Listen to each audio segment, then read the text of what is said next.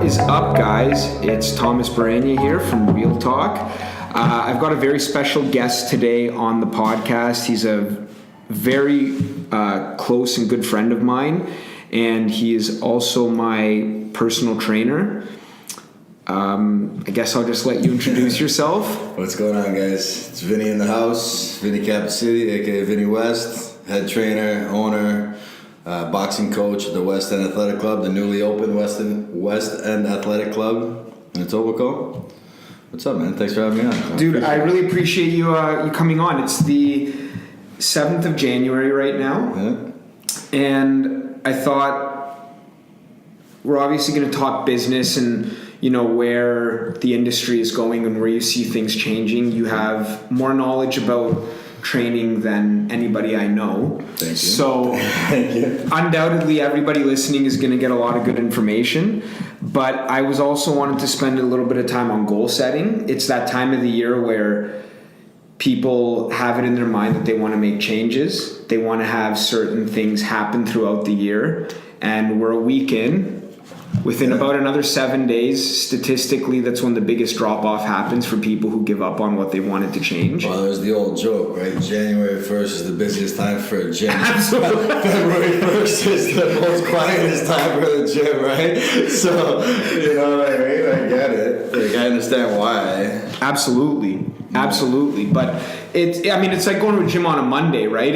Monday's busy, Tuesday, Wednesday starts to trickle off, and then end of the week. But so I guess we'll just jump right into it. Like with regards to setting goals, like the people that you coach and the people that you mentor in the fitness space, how do you break it down for them? Well, firstly, I like to make it attainable, right? I don't tell, like, first I'll get someone to, so if we're talking fitness goals, right? So, like, you know, I'll say to you, okay, Thomas, what are your goals? What do you want to look like, right? I say, give me a picture of your ideal physique. Because the reason I do that is because a lot of people, they use different words with different meanings. Like lean to me might be different to you. Like 100%. If you say, I want to look lean, I want to look this, it's two different meanings, right? So I get you to send me a picture of an ideal physique. Now, I want it to be reasonable, like, you're not going to send me a picture of Shaquille O'Neal and say, I want to look like this guy. You know what I mean? Like, sure. Obviously, you know, it's got to be something within reason as far as body type goes. Now, if you send me a picture, if you're overweight and you send me a picture of a guy that's shredded with abs, that's attainable. Like, that's not an issue. I'm talking about, like, height. And, right. You know, because you got to understand height changes the shape of a muscle, you know, so if you're a tall guy, it's going to look different than if you're a short guy. Longer legs and whatnot, right? Exactly, right? So I get them to do that first, and then if they have a number of pounds they want to lose or a percentage of body fat they want to lose, something like that. You know, a lot of guys, they just want bigger arms, bigger chest. Girls, they just want a bigger butt or booty, whatever you want to call it, you know, whatever the word is, you know. So, I go with that, and then we set a timeline. We set a goal, you know, and listen, I pull a lot of stuff out of you, as you know, a lot of Tony Robbins and a lot of inspirational stuff like that. Like, well, look, if it's not measured, if you're not measuring it, it's not real. Exactly. Right. So, and I think so. Just from my own experience now, in the last month of last year, so all of December, we started measuring the things that I was doing during my workouts. Yeah. And already today, when I started to time the intervals of my breaks, makes me work harder. Absolutely. Because now I have a clock to race against. Absolutely. And that's the thing too, like, you gotta understand, like,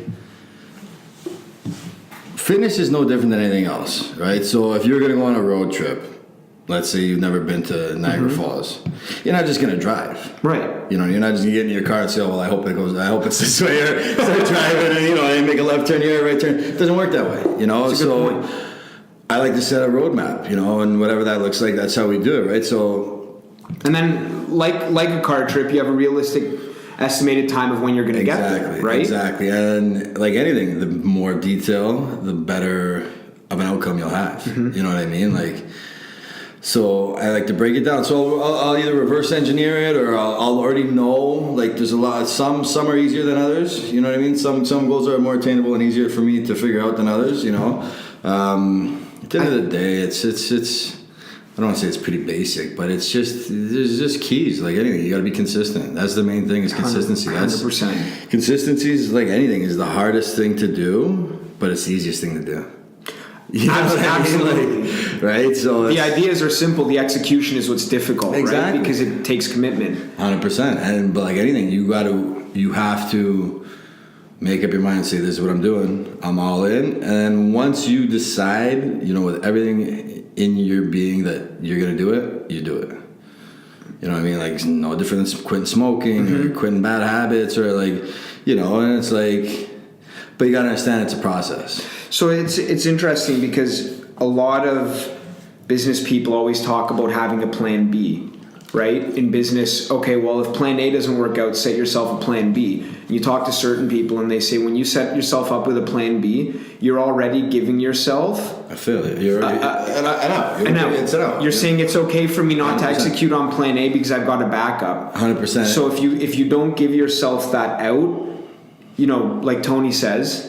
Burn the boats and take the island, right? Yes, sir. I love it. You're excited. You're excited. There's no thing with that. I just blew a couple of eardrums with that.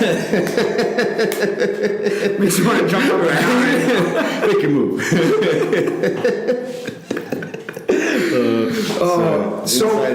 Inside jokes. So... What I like to do personally when setting goals is I start with 300 goals. So a lot of people talk about what are your 3 most important goals. Now, of course, within those 300 goals, you're going to have the ones that are incredibly audacious, really big, where you want to be maybe in 30 years in life, and That's interesting.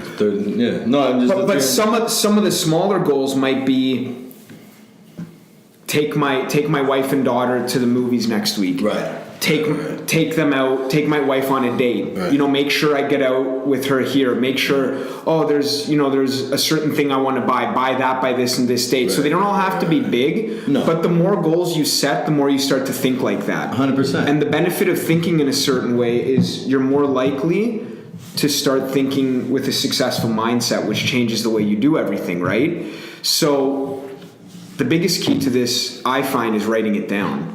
Yeah, no, absolutely. And because as you write it, it becomes more... It becomes... You retain it, absolutely. And then you have something to look at. Absolutely. And I was never really a big believer of all that stuff. You know what I mean? Like I was... within maybe the last 6 months and a year, my mindset has changed, my outlooks have changed, my methods have changed, and... I don't know. I was never one to write things down, or like I thought it was silly. You know what I mean? Like I was the same way. Like, why am I doing this? But it's like anything else. It's repetition, right? You're repeating the habits of okay, I'm going to do this today, or like when I get people to fill out their workout sheets, like no, go and write it down. And it gives you a break because you need that little break in between a workout, in between your exercises, and then it's also you can measure where you're coming and going, right? Because listen, houses, buildings, all these things aren't just built like that. Like it's not just made up and pulled out of the sky. Like there's maps, there's blueprints, there's detailed notes as to what needs to be done. Why are you and your health and your body no different? Today you posted a great picture that health is wealth. So Absolutely. We'll come back to that in a second, but the metaphor of a house is always important because you start with the foundation. 100%. If you don't have a strong foundation, that house isn't worth shit. 100%. Really, right? 100%. So the more you build the foundation, it's like that Chinese proverb about the bamboo. Yeah. For 6 years it grows underground. Yeah. And then all of a sudden it starts to grow 80 feet a year. So did it take 6 years to grow 80 feet? Or did it take a day? No, it takes 6 years because it's the foundation that allows it to grow at that pace and that speed, right? Absolutely. So I think, the message I want to give to people is it's okay if you start to feel like 2 months from now or 3 months from now you're still doing the same thing day in and day out, but 100%. Repetition is the mother of skill. Absolutely. And it's what you practice in private is what you'll get praised for in public. Absolutely, I love it. So, yes, but okay, so to come back to health as wealth. You know what? That was something my father always preached. Okay. It was like my father's a big. I don't want to say health. Yeah, your parents are very healthy. Yeah, like how you say health, not it sounds like almost like it's got a negative connotation. But like my father has always been very healthy. athlete, boxer his whole life, works out pretty much every day of his life. He's in his 50s, he still does it, and I was lucky enough that my parents were like that, didn't smoke, so they, my dad encouraged us to take vitamins from when we were a young age. Like, my friends had no idea what vitamins were, and I was taking them all. You know what I mean? Like, or, I hate to say it, but like when I got suspended, I was a troublemaker as a kid. But when I got suspended at school, my dad would say, "Listen, you got two options: either come to work or you go to the gym." And I always chose the gym. Work. I didn't go to work, man, because when I went to work, I was given not the bad, but like I was given the pretty, basic jobs where it was like, okay, I don't want to sweep the floor all day. Like, if you could eat off the floor, and I still had to sweep. Like that's how the kind of just to instill that kind of discipline as the man my father was. So it's like, or is right now it was, but like, and then I don't want to go do that all day. No. So I was like, screw that, let me go to the gym. You know what I mean? So I was a gym rat from young as far as I can remember. I was hanging out in gyms and grew up in gyms. And I probably spent a portion of my life, a good portion, maybe the majority of my life, either in a boxing gym, in a weightlifting gym, and I'm talking about like hardcore, like sure, gritty, like Rexdale, bars on the windows, those kind of places. Like gritty, like dungeons. And I love it. I call those places home. And so back to my point, like I was lucky enough to have that as a guide. I was lucky enough to have that as my map. And I didn't even realize it was. I didn't realize that's what I was doing. And so like. No or limited pop in the house, and like I never had pop as a kid. No, like we were lucky. Like my mom, and she only bought it when we had parties. Sure, I mean, like it wasn't. And you probably, it's funny. You probably didn't even have much then. Right? Because you got still, I never drink pop. No, and if I do, I get like. Don't get me wrong. If I go for a burger or something, I'll have a Coke. But like aside from that, it's like.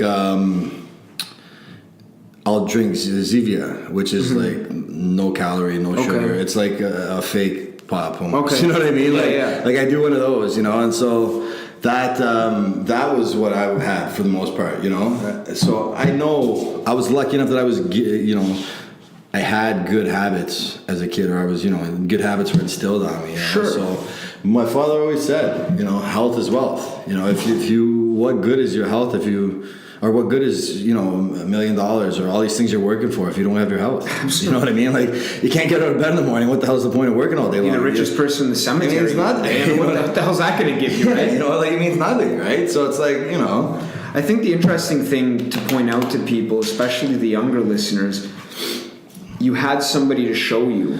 Yeah. So it's important to find somebody to base your success off of. 100%. Whether you're lucky enough to have a mentor who's going to mentor you directly, or we're all lucky enough now to have access to everything online, and 100%. A lot of the things that I learned is all from YouTube. That's it. Audiobooks. Absolutely. And see, but that in itself is a skill. You know what I mean? Sure. A lot of people, they like, listen, man, right now we live in a day and age like a lot different from when we were kids. Like, so much noise. Like, I remember when YouTube was invented. I remember when all these things came about. Like, we didn't have that as kids. Like, you wanted to download a song, it took you all day long, and then if someone picked up the phone, you were screwed. You had to start from scratch. You know what I mean? Like, there goes the song. You had to now re-download it, and half the times it had a virus in it, so it wasn't even the real song.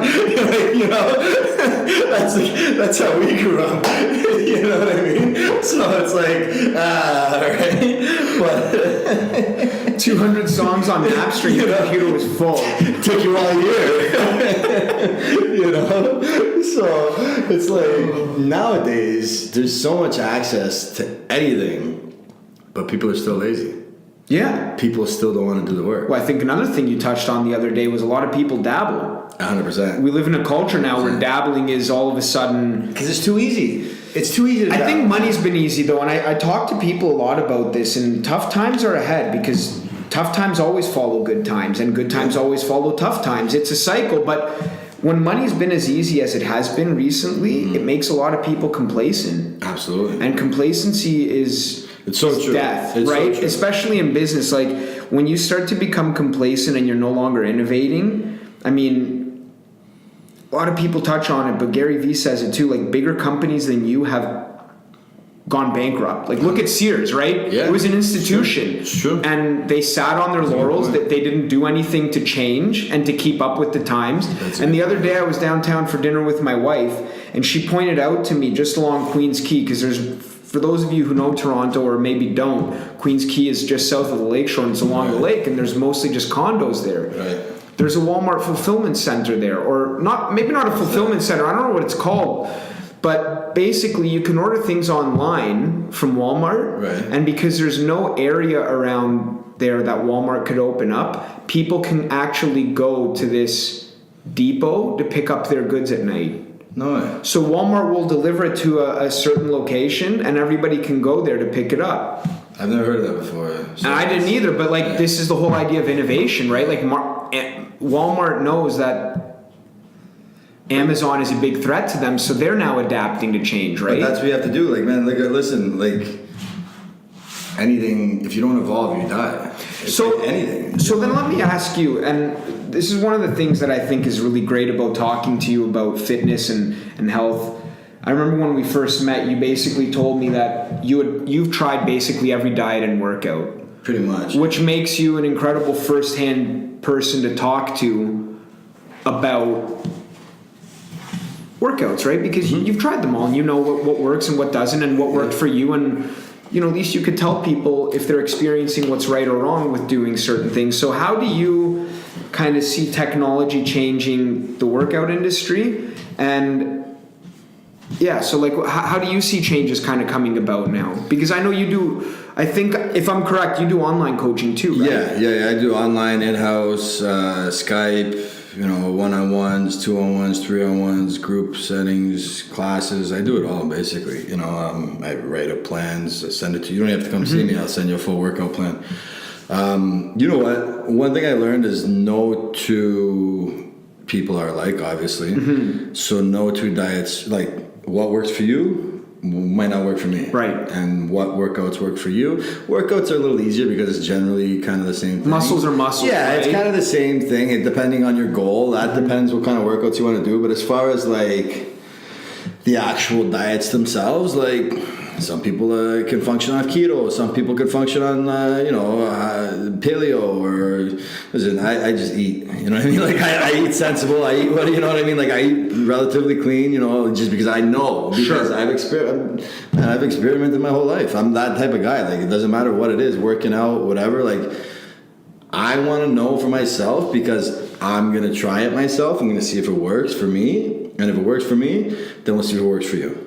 You know what I mean? And if it doesn't work for you, then we're going to adjust and see what works. That's how I am. And to your question, you know what, man? When anything is better, or with the innovation that you get, you're obviously going to get more cutting edge, nutrition, supplements, that kind of stuff. Look at sports, for example. I was about to say. Look at sports. Look at hockey players. Hockey's, for example. You look at the hockey players in the 70s and 80s, they were smoking cigarettes in between shifts and having beers in the locker room and, still pulling off how many goals, and then as times progress and the innovations progress and, the athlete gets better and the human body stronger too, that's the thing. Stronger, quicker, fast, supplementation and, nutrition and actual, working out, there wasn't treadmills around in the back, back in the day. There wasn't that kind of stuff. You know what I mean? If it was around, it was a secret, So right. Russia had certain secrets and this country had certain secrets. You know what I mean? So it wasn't available to everybody because that just wasn't the world we lived in. Right. But now with the internet and, it's so available. Everything's so available, but with that, it costs money. You know what I mean? And I think also to your point is with that, you got to know what's right and what's wrong, because there's a lot of noise, right? And that's the problem too. That's the problem. And I can't tell you how many ads I get too on my Instagram of people saying, "Oh, do you want this body? Come and sign up for my $50 program." The hell are you going to get from, right? You're going to change your life for $50? No, it's a start, but you're not going to do it. No, you know what I mean. And that's the thing. You got to understand. Anything you do is there's no get rich quick scheme. No, and not with health, and that with nutrition, it's not. And that's what I love about it, because there's no cheating. Yeah. Even sometimes when I'm working out, I know how many reps I'm gonna do. Even if nobody's looking, I could say I did 50. Yeah. But who the hell is going to lose? It's you. Exactly. And because 2 months later, you're going to look at me and be like, I don't know what kind of 50 this guy's doing, but he's obviously not doing what he says he is. Listen, man, there's an old saying in boxing that I refer to all the time. The truth always comes out in the ring. Yeah. Now, what I mean by that is, like, if I'm your coach and Thomas, you got to run 5 miles every day. Mm-hmm. You got it, coach. I'm running 5 miles. I let you spar once a week, and your second win in the ring. The truth comes out. You weren't running your 5 miles. You know what I mean? Or I tell you, work on this, every day. Now, you got it, coach. I've been doing it. I promise I've been doing it. All right. Saturday we're sparring. You haven't been doing it. You know what I mean? So the truth comes out in the ring. So that's like, listen, I'm lucky enough that boxing and combat sports, a lot of metaphors in life relate to it. Keep on punching, roll with the punches, you get knocked down, you get back up, like these kind of things. Like there's a lot of things. There's a lot of things in the world that relate to combat sports. You know what I mean? And boxing in particular. So it's kind of like, I don't know. I'm very lucky that boxing just happens to be my bread and butter. So I have that knowledge. Yeah, but that's it. But yeah, to your point, nowadays with the availability of things and the cutting edge technology and what we have, like, dude, I don't even want to know what's going to happen in the next 10, 20 years. I can only imagine what's crazy. I can only imagine what's going on. You know what I mean? It's crazy. It's going to be wild. It's going to be exciting to see. I really want to see what it's going to look like, but I don't know. We'll see, right? I don't. So I to bring this back to kind of goal setting, like so an important thing in goal setting I find is if you don't feel uncomfortable or if your goals don't intimidate people when you tell them, like if you don't feel uncomfortable telling people your goals, and if they don't intimidate it, if they don't intimidate certain people, they're not big enough. Yeah, well, like if you're not, I get what you're getting. It's so true but then you got to look at that's the person, right? Like it's so simple, but it should make you uncomfortable. 100%. Listen, everything you should because you don't grow in a place of comfort. No, not at all. Nothing. It's dude. You just relate it back to muscles. Like you're not gonna get bigger muscles if you're doing the same thing every day. And to me, I think if you can figure out a way to figure out if you're doing something right or wrong, because I always think what questions can you ask yourself to know if you're on the right track? I like to say to myself multiple times a day, what if I did this now, will I thank myself for it tomorrow? That's a good point. Because I know sometimes giving up something that I would regret, or doing something that I feel incredibly uncomfortable doing, if I'm going to wake up tomorrow and be like, fuck yeah, I just achieved that, it's going to make me feel good, right? Yeah, 100%. So you got to always, you should be your own motivation in that sense. You should, you know what I mean? Listen, because you know deep down inside what's true and what isn't. Absolutely, and that just comes back to the person. It comes back to the mindset. You know what I mean? Like the mindset, your mindset is everything. But I will say having a coach makes it better. Makes it better and easier, especially one like you. And I'm gonna thank you. I'm gonna tell people right now, because when you can come into an environment like this gym, and look, we didn't discuss this beforehand. I'm not saying this as some sort of sales pitch. I'm saying this because I genuinely mean it and I put my name on it. Thank you. I actually love coming to this gym because the workout is great, but the camaraderie is better. Yeah, I really appreciate that, bro. And I really mean that because I know you do. It's the gym, the facility. They're beautiful and they're 5-star and probably the best in the city. Thank you. But none of that means anything if the people don't make it. 100%. Right? 100%. And it's like Steve Wynn used to say always about building casinos. You could build a box of slots and put them anywhere. Yeah. But the feeling that people get from the staff is what they're going to tell their friends and family about. 100%. And that's how I feel leaving this gym. And the best part about leaving a good place like this is because a referral, I find when you refer business, you're more scared to refer business because you have no control over the outcome. Right. Whereas if somebody comes to you, if you work hard, you can pull it off. Right.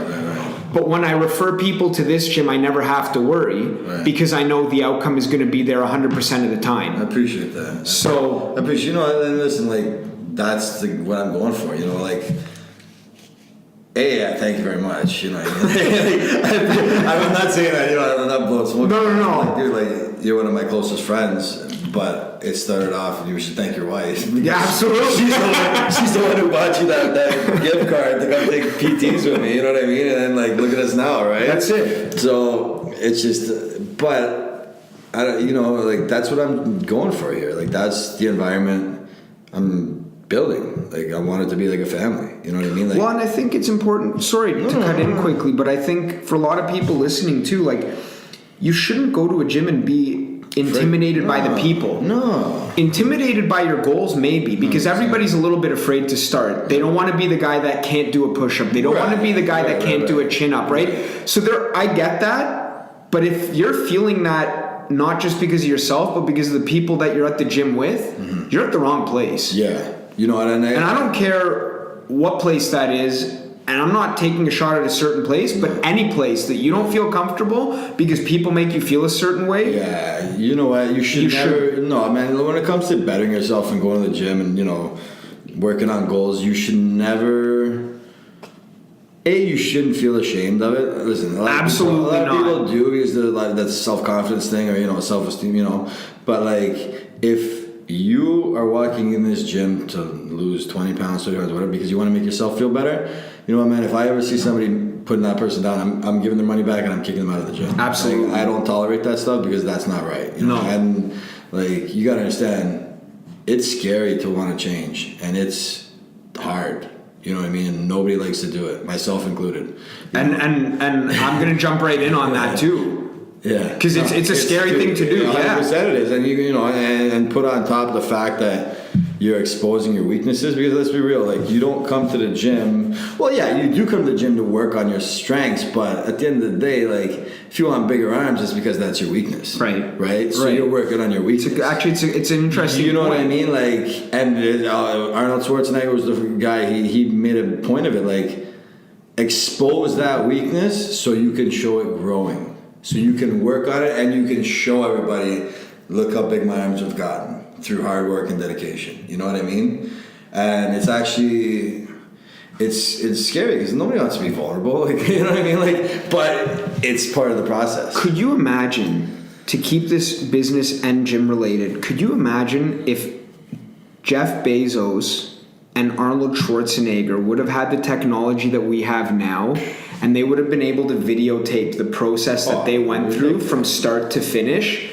Those videos would literally break the internet. Oh, it'd be ridiculous. Because everybody would love to see the creation of how they got from where they were to where they are. 100%. And I think what a lot of people need to realize too is I love this saying, what got you here won't get you there. True. So everything you've done up until now that's gotten you to this point, if you're happy where you are, good for you, keep doing it. Mm-hmm. But if you're planning on growing and not changing, you're not going to have anything change for you. No. Listen, man, it's like going back to how we say it and, everything.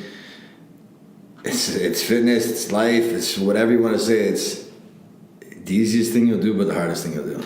But what I love about boxing too, one, it's an incredibly humbling experience. Yeah. For even like I've had. I get humbled every day. And you've been boxing your whole life, right? I was able to walk. And like I grew up doing martial arts, and I thought I knew a thing or two about a thing or two. And then you and I did our first class. Yeah, it's different. One, I could barely lift my arms at the end of it, and two, I was like, wow, I really hope that I'm glad I don't get into bar fights. I know.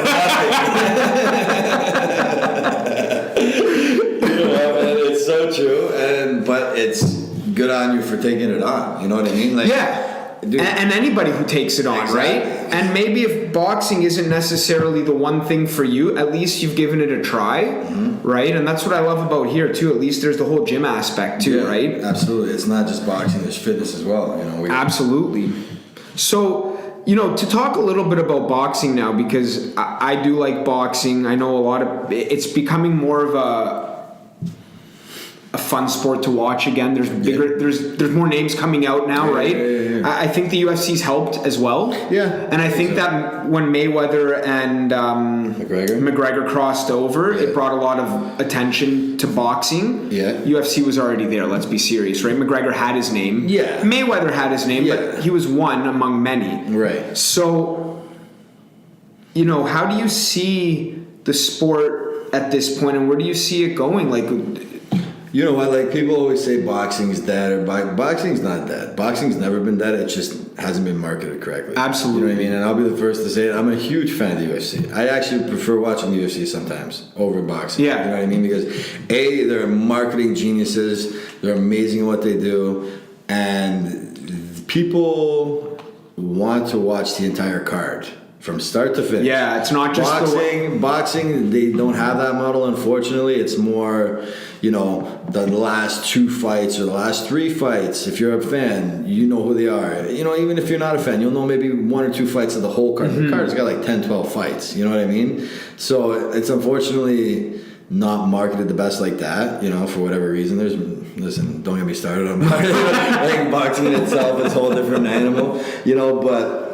So boxing isn't dead. Boxing's never been dead. Because if it was dead, how can one fighter in 2 fights make close to $500 million? If it was dead. If it was dead. Yeah. Explain that to me. You know what I mean? And it's like, nah, man. There's no way. There's no way. There's no way around that. Like, absolutely not, you know what I mean? And it's like, yeah, there was always a star in the era, boxing's been... No, it hasn't been that. Because look, if you go back all the way back to the start, like you had Muhammad Ali. Then you had, Muhammad Ali went all the way from the 70s to the 80s. Then you had Tyson come around. Tyson's there. Then after Tyson was De La Hoya. Then after De La Hoya was Mayweather. You know what I mean? So there were the stars there. And it was just... Everything else about it left like a bad taste or, kind of misdirected the actual sport. So people got, boxing's dead. Boxing's not dead, man. There's guys in the sport right now that they're making history. And there's fighters, like there's one fighter, Vasily Lomachenko. He won a world title in 3 professional fights. Never, how is that possible? Yeah. You don't even get a title shot till you're 20 fights in. Now, keep in mind he had 400 amateur fights, won 2 gold medals. You know what I mean? So, boxing ain't dead. No. Unfortunately, nobody really knows who this guy is. If you're a fan, you know who he is. Sure. But, they're not household names, And there's the marketing side of it that you're talking about, right? Exactly. Because, UFC does it differently. They do it better, in my opinion, because you're invested. You want to watch the fight. You want to see, they do their little... HBO used to call it 24/7. That was the boxing model, which was a genius. They should never have stopped that, in my opinion, because you actually saw the fighters, you saw them at home, you saw what they did during the day. I didn't know that. That's pretty cool. And that was based around Mayweather. He was the fighter. He was the guy. Mayweather was the one who really, they focused it on him. That makes a lot of sense, right? But you want to know, for me, I don't know about you, but I want to know what. I'm a huge fan of The Rock. Obviously, I model a lot of what I do off of him, after him, down to the clothes he wears and everything. You know what I mean? I'll be the first to admit it. I'm the president of his fan club. You know what I mean? But I'm always looking up what does he eat? What does he? What kind of supplements does he wear? What does he do on his spare time? What does he do? What kind of car does he drive? Sure. You know what I mean? These are things that people want to know. The UFC gives that to you. The UFC, when they do their little promos and their videos and their prime times, they show you. They'll show Conor McGregor getting in his Lamborghini and putting on his Reebok shoes and walking around with his Louis Vuitton bag and going home to his wife, and he sees his wife using 2% milk, or you know what I mean. You see these things, so people, I think, naturally want to model themselves after things. And it humanizes them more than anything, right? 100%, and that's the main thing too, right? Because you want, I don't know. Maybe this is just me. I don't know. This is how I think. But I want it. Like Tony Robbins always says, success leaves clues. Absolutely. Success leaves clues. So what am I going to do? If I want to be successful, I'm going to look for the clues. Sure. So I'm going to see what kind of toothpaste he uses. I'm going to see what, you know what I mean? That's the kind of stuff where my mind works, because then I'm going to look and then I'm going to say, okay, let me see if it works for me. Yeah. And if it works for me, beautiful. If it doesn't, I'm getting rid of it. That's right.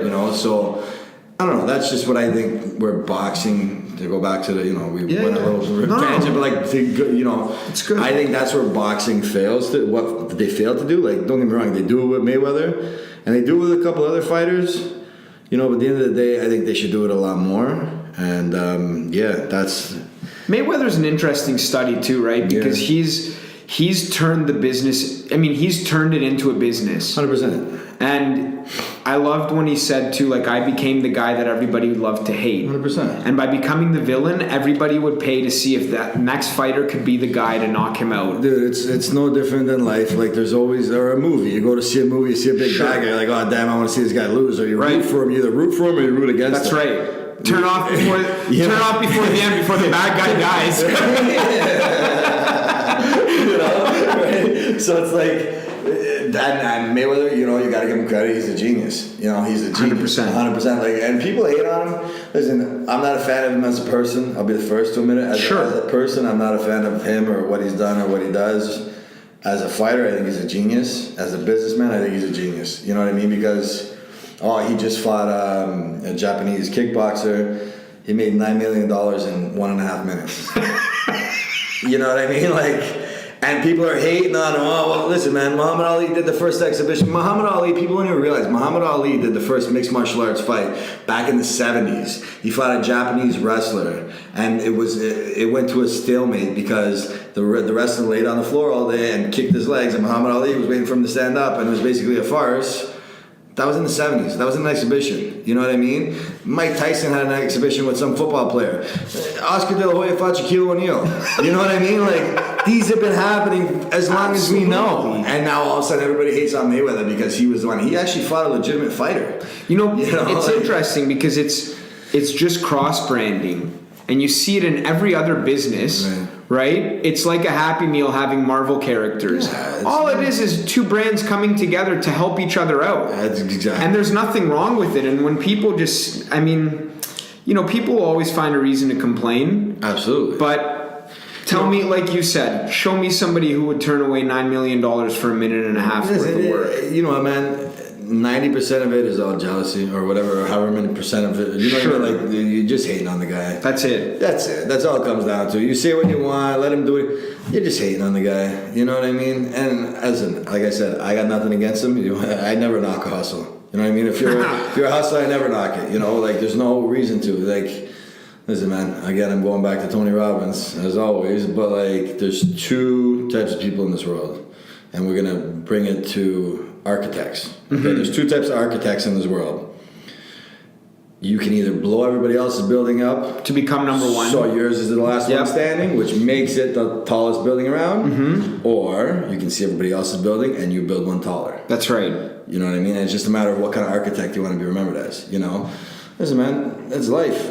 Like, I'm not gonna knock you from doing what you do. Listen, I can hate on you all day, but why? What good is it going to do? Dude, I'm going to congratulate you. Absolutely. Why would I knock you? Just because I can't do it? That's stupid, in my opinion. That's just pure jealousy. You know what? And that's the thing. A lot of people hear, the term, you've got to be a shark in business. Look, you got to jump on opportunity before other people, but it doesn't mean you have to stop other people from having you don't have to take the opportunity away from them. You just got to learn to jump on it. Timing is everything, though. Oh, absolutely. And I think, look, boxing timing, right? It's like business is the same thing. Life is timing. Absolutely. So, I've got basically two more questions that can tie a lot of things together. So, for people like myself, I was in business with family. You're in business with family. Some of the people listening might be in business with their parents, or they might be getting, help from their parents to start their business, whatever it is. So I'll start by saying the best advice I could give to somebody who is working with their parents is stop trying to change the way they do things, because I know when I was younger, I was always trying to get, for me it was my mom because my dad's no longer around, but I was always trying to get her not just to see things from my point of view, but to do it the way I wanted it done. Absolutely. And that would cause a lot of senseless, let's call it for what it is. It's wasting time, because when two people are fighting, they're not achieving the goal that they should be set out to achieve, right? So I would recommend that you try to stop making people do the things that you want to do. And if you do think that you're doing something as a family that could be done better, prove it. Absolutely. Put your money where your mouth is. Exactly. Give an example of how it could be successful. Exactly. But also know that you have to approach it with honey and not vinegar and certain other things. But I think when people try to make other people change forcibly, it's never gonna happen. No, you can't make. Try to move an immovable object. It's the old saying, and it's the same with fitness. You could bring a horse to water, but you ain't gonna make it drink. You can't. You know what I mean? Like, listen, I could write you up. So how have you been able? Sorry I cut in there. No, keep going, man. How would you recommend for people to kind of navigate that family business role? Listen, I've worked for my family my whole life. I know, and this is why it's an interesting point of view for me. Before I was working here at the gym with my mother, I was working up with my father and his businesses, and it has its challenges, but it also has its it's got its merits. Pros. Absolutely, it has its pros, has its cons. Absolutely. You got to know the situation. You got to know the type of business you're in. You got to know. I don't want to use the word hierarchy. You have to respect it, though. Yeah, you got to know what kind of beast you're dealing with. You know what I mean? You got to know the animal that you got to know the game you're playing. Like if you have someone. That's actually really interesting, the hierarchy thing, right? Because a lot of people take advantage, think, oh, well, it's my family. They're going to be okay with me being late. They're going to be. No, absolutely. Right? Listen, I'll be the first to say, because I've done both. I've slacked off, and listen, man, I'll be the first to admit it. Like, you know what I mean? Like, if it's your company, you got to set an example. Simple as that. Like, you can't be the guy that shows up late, or he goes on 2-hour lunch breaks and leaves a half an hour early. Well, you can't do that. You can't do that. First one and last one. Exactly. If you're doing that, go get a job somewhere else. You know what I mean? Because A, it's gonna make you look like a dummy. You know what I mean? And B, it's gonna make your father, your mother, whoever's business it is, they're gonna say, "Well, look at this guy. What's wrong?" You know what I mean? No love for the business, no care, no. You know what I mean? It's gonna make your employees look at you with disdain, and it's gonna make them. At the end of the day, they might not respect whoever's in charge because of that. Absolutely. You know what I mean? Because if they see you getting away with stuff left and right, they're going to think, well, what kind of power does this guy really have? Absolutely. So that's the thing you got to be very careful of. Some people get it sooner than others. You know what I mean? Like, it may take you years to figure it out. I mean, you may not figure it out at all. You might figure it out right off the bat. You might not have to go down that route, I think if people need an example of that, whether you have kids or whether you have a car that you really like or a pair of shoes or something, imagine somebody mistreating that in a way that you don't like. And that's basically, a business is like having a child. Absolutely. And the person who owns it is going to treat it like that. So when you treat something of theirs that they take great pride in with anything but the utmost respect, don't expect a good outcome. No. So if you're a car lover and you don't get why your parents are being tough on you, well, imagine if they ate food and spilled the drink all over the car, right? So whatever it is, and I think you're walking by your car and kicking it every day. That's it. You know what I mean? Like something, whatever it is. Like, you have to figure out what the analogy is that you like and kind of relate to that. Absolutely. Listen, at the end of the day, if you're going to be there and just slacking off and being, go find something. It's best. Don't be surprised with the outcome. No, and dude, it's best you go find something else. Absolutely. And like I said, you got to know the game you're playing with. Now, if you have a more receptive boss, or you have someone like, I'm lucky enough to work with my mom and my aunt, and you guys work really well together. Yeah, you know what I mean. And I'm very, very fortunate now because we all know the game we're playing. We're all on the same team, and we all work together towards the goal. And so, to bring it kind of full circle with goal setting, if you're with a team, you should be setting these goals together. Absolutely. So set them apart, come together, and then figure out where is there overlap. How can I help you achieve the things you want to do? Yep. How can you help me achieve, right? And then you all work towards the greater good. Absolutely. Again, there's strength in numbers. 100%. Whatever it is, whether it be fitness or business or whatever, if you have enough people working towards the same goal, like-minded people, same attitude, same drive, motivation, you're going to achieve that goal. It's not a matter of if, it's a matter of when, and again, you have to, maybe you just got to say openly and establish, all right, you're going to do this, I'm going to do that. You're gonna do that. That's right. Delegate something, whatever. You got to know the dynamics. That's a main thing is you have to understand the dynamics of who you're working with, who whether it's your business or whatever. You have to know the dynamics. You got to know the game you're playing, and you got to figure it out. And don't be. You got to get ego out of the way.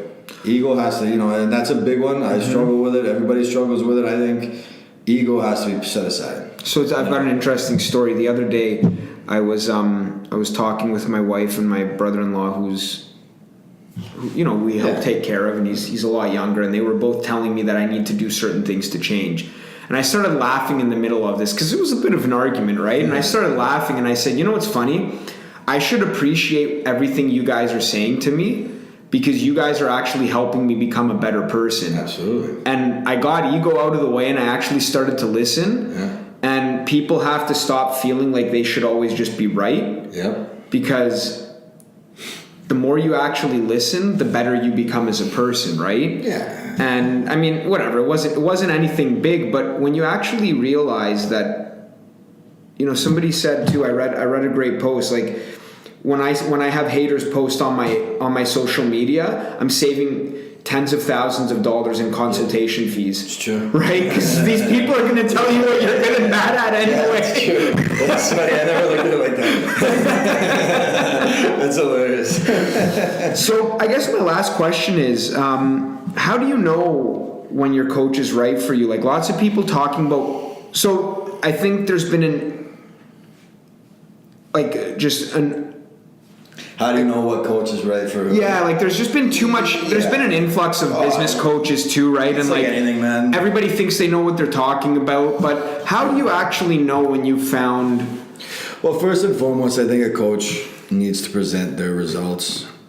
They have to, Results based. Yeah, results based. Mm-hmm. Like you're not gonna go to a weight loss specialist if the guy's overweight. You know what I mean? Like he may be the smartest man in the world, but why are you overweight if you're trying to you know what I mean? Like you got to look at I want to say common sense, but common sense ain't too common. You know what I mean? Like you want to use you got to be a thinker in life. You got to be a thinker as a person, as a client, as a boss, a coach, whatever. You have to think, right? So like if I want to be better at something and I see you're able to do it, and I see whether you're marketing or this or Instagram, whatever, and I see results. Okay, maybe he's good. I'm gonna go try. I'm going to go try it with this person, try it out, see if you like it. First, their attitude has to be good, the energy has to be good. Mm-hmm. Like, listen, I could be the best coach in the world if I'm sitting there on my phone all day and you're sitting there hurting yourself. Trying to like, and I see that shit at gyms too. Buddy, that's trainers are sitting there and they point, okay, go do that. Yeah, no, man, you got to be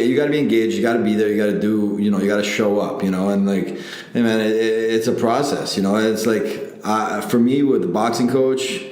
Actually, I don't want to say I quit boxing because I had a bad coach, but like towards the end of when I was fighting, I didn't really trust my coach. Okay. You know what I mean? Because I knew in my head and what I see and what I witness, I knew he wasn't the right guy for me. Okay. You know what I mean? And like boxing is an extreme example because at the end of the day, you're going to war. Yeah. And if I'm going to war, I want to make sure you're going to be there with me as my coach, and I want to make sure you've been there before and you know what it's like and you know the mindset, because at the end of the day, back to mindset. It's all mindset, you know what I mean? And I was lucky enough to have great coaches, Raymond DiCarlo, Ricky Atkinson, Coach Sock, like these are men that went to war. Mm-hmm. You know what I mean? These are men that they've been there, they've lived it. You know what I mean? These are champions. So I know if I'm going to risk my life, because that's what you're doing, I'm going to listen to you because I know you've been there. I know you know what it's like to be punched in the face. I know what it's like. You've been knocked on your ass before. You've knocked a guy out. Like, I know that you've been there, so you know what it's like. They've been in the trenches. Exactly. Yeah. So, like, yeah, weightlifting and fitness, it's a little different. It's not as extreme, but at the end of the day, it's the same thing. It relates. Absolutely. It relates, and it's like, listen, man, you just got to use your brain if possible, and just try it out. Like, go and see what it's like, and if you don't get a good vibe, listen to your gut, listen to your heart. If you don't think it's good, don't do it. If you think it's great, you love the energy, you love the atmosphere, keep going, because at the end of the day, if you're enthusiastic about something, you're going to be good at it. You're going to try. If you feel engaged and you want to do it, you're going to try. And if you try and you're consistent, you're going to succeed. Simple as that.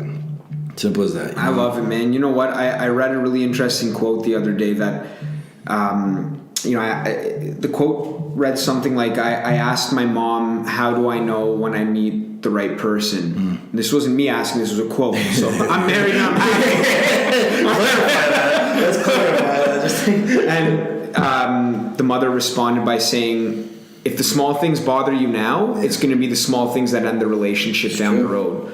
So I think with the same thing that you were just saying, like, you need to know that the person is really there for you, right? Absolutely. And the small details matter. Listen, man, if you know your coach is calling up and checking up on you and saying, like, yo, what's going on? I haven't seen you in the gym for 2 weeks. Are you okay? Or like, hey, man, what are you eating right now? Right. This, right.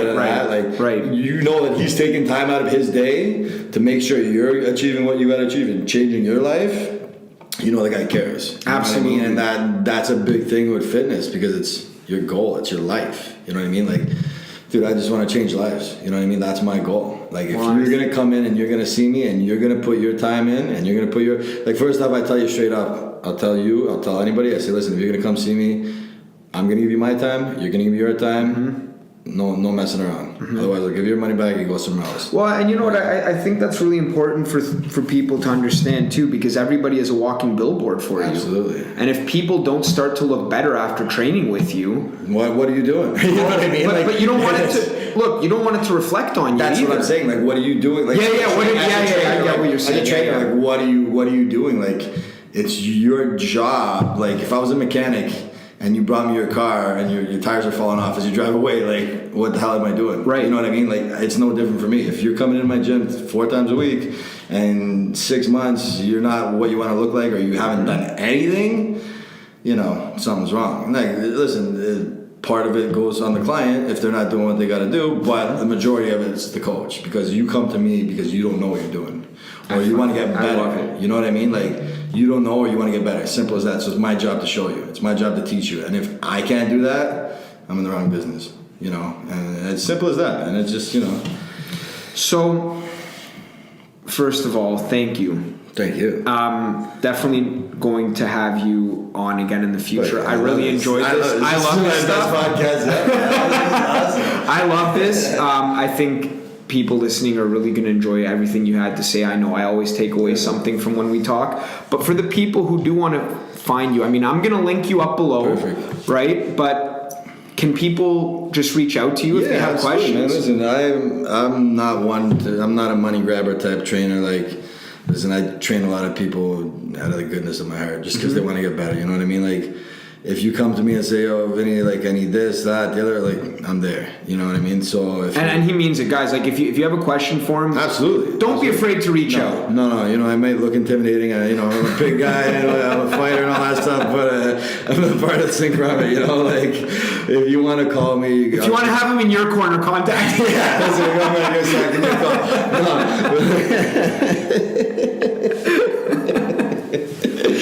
I got your back.